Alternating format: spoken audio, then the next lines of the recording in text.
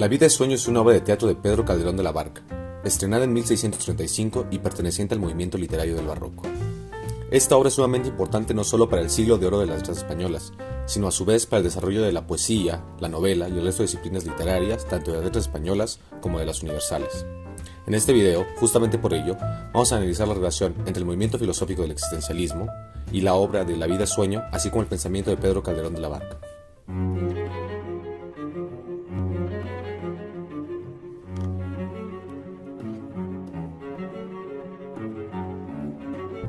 Para poder hacer este video tendremos primeramente que dar un breve resumen, aunque procurando no dar muchos detalles, para que el oyente pueda disfrutar del libro plenamente, sobre lo que trata la obra de Pedro Calderón de la Barca. La obra se inicia sobre todo con Rosaura y con Clarín, quienes entran a una cueva, y en el momento en que entran a la cueva encuentran a Segismundo encerrado en una torre, el cual pronuncia su primer monólogo. Este primer monólogo es sumamente importante para conocer al personaje Segismundo, así como para entender la estructura del resto de la obra, puesto que en este monólogo Segismundo introduce varios de los conceptos importantísimos dentro del pensamiento de Pedro Calderón de la Barca. Segismundo, sobre todo, da los detalles de su vida, nos dice que ha estado encerrado ahí desde que tiene memoria, a su vez de que desconoce de todo. La única persona con la que tiene contacto es con el guardia de la torre, Clotaldo, quien es la única persona que le habla, así como que le da comida y lo mantiene vivo. Segismundo no sabe nada más de la vida, pero aún así, en su monólogo da varios detalles sobre los pensamientos existencialistas que habrían de devenir después. Por ejemplo, nos habla mucho de la dualidad entre la pasión y la razón. Segismundo sobre todo se queja de estar encerrado, sin ningún motivo aparente. Piensa que por una parte podrían ser los astros los que le están condenando, y así por ello dirige sus primeras quejas contra los dioses, contra los astros o con quien sea que sea aquel poder que le ha encerrado sin ningún motivo aparente. A la vez, él se queja de que existen otros hombres peores, de que su pasión no puede ser tan mala, y de que lo que la razón le dicta es que él, como ser humano, es superior a otros seres que aparentemente son libres, como lo son los animales, por ejemplo, cuya razón, argumenta Segismundo, es menor que la suya, así como su alma, y es por ello que Segismundo entiende aún menos por qué él es privado de libertad, cuando como ser humano es superior a otros animales, y por lo tanto su libertad debería ser concedida desde el momento en que nace. Este primer monólogo es sumamente importante y es sobre todo con el que nos vamos a centrar para poder introducir las ideas de Calderón de la Barca y del existencialismo. Las ideas de Calderón de la Barca y nociones que se presentan a lo largo de este primer monólogo son varias tanto análogas como precursoras de los tardíos existencialistas tanto del siglo XX como de sus iniciadores en el siglo XIX. Nos podemos centrar primero en una de las primeras concepciones con las que lidia Segismundo en su primer monólogo, la dualidad. Segismundo representa civilización y barbarie, salvajismo y sociedad. Esta idea nos recuerda en un inicio a Nietzsche y Freud, por ejemplo, tanto la voluntad de poder de Nietzsche y la represión del instinto como base de la cultura occidental, así como las represiones sexuales que Freud retoma muy análogamente a Nietzsche. De entrada, por ejemplo, el uso del mismo Dasein o el ello, tomado de Nietzsche y que después ocuparía profundamente Freud dentro de su obra. La dualidad freudiana ello y superyo es una más bien de extraño biologicismo, puesto que en ambas reina lo sexual como poder basal de su cimiento. Esta misma dualidad nos recuerda, por ejemplo, a Pascal, a Sábato, el hombre como gusano y héroe, lo mundano y lo magno, la dualidad de la pasión contra la razón, de lo grande contra lo ínfimo. De Sartre, a su vez, se pueden tomar varias nociones similares a las situaciones y consideraciones de Segismundo a lo largo de la obra. Podemos empezar por Heidegger en cuanto a su análisis del Dasein en Ser y Tiempo, del individuo como arrojado al mundo, condenado a la muerte, condenado a la nada, siempre condenado por el crimen de la existencia misma. Justamente estas nociones nos recuerdan a Segismundo, en tanto que él también afirma que el crimen es haber nacido, es existir, y que por ello considera él que estaría encerrado. El enfoque de Segismundo viene tanto de la religión, el primer pecado con el que todos los hombres cargan, así como uno mucho más existencialista, se nace para morir, por ende vivir es una condena del absurdo. El humano, en Heidegger, es yecto, es decir, arrojado el mundo a la existencia impuesta. En cambio, Sartre, en el existencialismo es un humanismo, retoma y dice que el humano es realmente proyecto, yecto en situación, no existe más que en la medida en que se realiza, el conjunto de sus actos no es nada más que su vida. Sartre, en su concepción existencialista, nos devuelve a la idea de libertad que previamente vimos de Segismundo. El humano es proyecto, arrojado, impuesto en la existencia sin esencia, puesto que, según Sartre, la esencia del objeto es su existencia misma. Pero aún así, existe un posible optimismo nacido de esta falta de sentido y propósito. La condena a vivir, pues, no es solo vivir para morir, sino a ser libre, sin propósito, sin tener una fijeza de sentido, teniendo una vida vacua y callada, en la que no hay creador que responda. Sartre supone la potencialidad de realizar entonces el compromiso existencial de la libertad de todos los humanos como nosotros. De esta inversión de Heidegger que hace Sartre se agarra por ejemplo el filósofo Gabriel Marcel en su diario Metafísico, para su propia versión del existencialismo cristiano, como el de Jacques Maritain.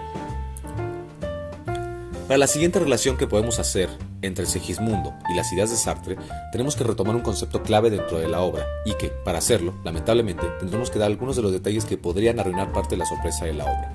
Si se quiere, el oyente puede saltar estos minutos para poder disfrutar de la obra, o, en su defecto, puede escucharla y después poder leer el libro, aún a pesar de los detalles dichos. Avanzado en la obra, ya después del monólogo de Segismundo y de varias otras escenas, nos enteramos de que Segismundo realmente está encerrado por el mismo rey, quien es su padre secreto, y que lo hubo de encerrar en la torre, ya que un oráculo había dado la premonición de que como la madre de Segismundo había muerto en el parto, Segismundo entonces cargaría el mal, y de llegar a ser rey, sería un rey tirano, déspota, que solo arruinaría a la nación. Es por ello que el rey decide encerrar a Segismundo desde su infancia, para que no sepa nada de su nobleza, y en cambio poner a otros personajes como los futuros herederos del trono de Polonia. Antes de esto, el rey se propone justamente hacer un intento para saber si Segismundo realmente está condenado a ser un rey tirano, como decía el oráculo. Para esto, él idea un plan en el que Segismundo podrá ser rey un solo día, y así observar cómo será su actitud siendo rey. Si el oráculo tenía razón y Segismundo resulta ser alguien malvado, un rey tirano, un déspota, entonces lo devolverá a la torre. Y cuando esté confundido, le dirán que todo ha sido un sueño, que no ha sido nada más que una ilusión, y que por ende no tiene nada de qué preocuparse. Y así, no podrá atentar nada contra su libertad, ni contra el hecho de que lo hayan encerrado. Si en cambio Segismundo resulta ser bueno, podrá quedarse como heredero del trono de Polonia, y así su padre habrá sabido que el oráculo no tenía razón con su propio hijo. Cuando llega el momento de ser rey, Segismundo primeramente emplea la venganza, se vuelve un rey tirano, un déspota, tira a gente de los balcones y empieza a tomar venganza contra su guarda, Clotaldo, el que hubo de mantenerlo encerrado en la torre durante tanto tiempo, así como contra su padre, el rey, quien hubo primeramente de decidir que él era malvado y que debía ser encerrado para la eternidad. Viendo esto, el rey y sus guardias deciden volver a encerrar a Segismundo. Sin embargo, el pueblo, al parecer, quería realmente que Segismundo estuviera en el trono, puesto que era un heredero legítimo, no como los otros personajes que el rey iba a imponer como futuros herederos, ya que son extranjeros y no pertenecen realmente a la nobleza. Es por ello que, por obra del pueblo, Segismundo vuelve al trono, y en este momento de volver al trono, decide no volver a ser un rey déspota ni un rey tirano, sino, al contrario, perdonar a su padre por haberle mentido, perdonar a Clotaldo por haberle encerrado, y decidir realmente obrar por el bien de su pueblo, así como poder casar a las personas con las que tuvo contacto y darles la libertad y el respeto que merecen. Esta obra de Segismundo de su giro de libertad y propósito ético es sumamente similar a la condena de ser libres de Sartre, o de cierta forma a la propia realización de Sísifo que propone Camus. La vida como ilusión, como ficción, como azar y nada, es una forma de encontrar el absurdo, de verse frente a frente con la pesadumbre de la nada que asoló por ejemplo a pensadores como Chestov, a Kierkegaard, Kafka o finalmente, justamente, a Camus, con su famoso Sísifo. Primeramente, sobre el filósofo Chestov, podemos rescatar de su filosofía la situación inicial de Segismundo. Para Chestov, el hombre vive aplastado por la injusticia, asediado por la necesidad, perseguido por su inevitable muerte y persiguiendo él a su vez una libertad desconocida que no está en otro lugar sino en lo divino, ajeno al mundo ruin en que vive y estercola. El temor y el temblor ante Dios, como antes había dicho Kierkegaard, retomado por Chestov a su vez. Y que es justamente lo que nos dice Segismundo en su primer monólogo, ya que él también busca una figura en lo divino para saber por qué ha sido condenado, ya que, como dijimos anteriormente, de no haber ningún motivo para estar encerrado, considera que su crimen, entonces, ha sido solamente el de haber nacido. La situación de Segismundo es prácticamente un ejemplo perfecto de la visión del hombre de Chestov, la injusticia de su encierro, la necesidad, la muerte y sobre todo la libertad nunca alcanzada, de la que siempre se queja a los astros y a los cielos.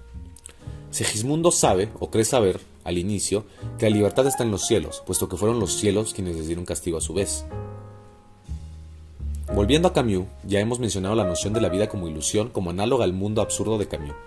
Sus procesos son básicamente similares. El mundo no es que sea absurdo, sino que solamente es. Y la intención de una falsa teleología para este no hace sino formar una total ruptura con el abismo que nos separa de su realidad indiferente. No es irracional, es más bien arracional, puesto que no tiene realmente ninguna teleología ni ninguna razón. Para Camus, la solución estaría entonces en aceptar este absurdo y mantener la rebeldía humana como el acto de vivir bajo ideales. Camus nos dice, uno puede ser virtuoso por capricho, en el mito de Sísifo.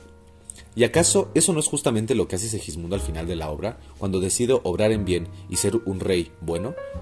Su bien, su rebeldía ética, no es sino el aceptar el absurdo de la vida, como sueño e ilusión, como vacía, y aún así comprometerse con el otro. Camus y Sartre, al final, no son tan distintos. Este hombre al que podríamos llamar, al modo kantiano, nouménico, tiene que vivir en un mundo fenoménico, y tiene que soñar la vida, que es sueño. Esto nos dice Miguel de Unamuno en sus 3 novelas ejemplares y un prólogo. Unamuno, quien abandona la razón ante la fe, la creencia, al modo de Kierkegaard y su salto de fe. En tanto que la pasión, según Unamuno, funciona como fuerza activa del obrar, la fe como ilusión que salva. Miguel de Unamuno a su vez nos dice, si caminando, moribundo de sed, ves una visión de eso que llamamos agua y bebes de ella aplacando la sed, aquella visión era verdadera y el agua era verdad.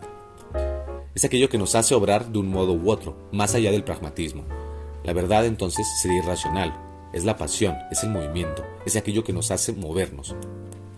La realidad debe ser entonces lo íntimo, el ser en cuanto no siendo en otros, sino siendo para sí mismo. Todo lo que mueve nuestro obrar es la verdad, puesto que la vida es íntima, es soñada, es una ficción, y por lo tanto, todo lo que nos incline a ser activos debe ser entonces nuestra propia verdad, y no ninguna objetiva. Tiene que soñar la vida, que es sueño, nos dice Unamuno, que toda la vida es sueño, y los sueños, sueños son, dice Calderón de la Barca.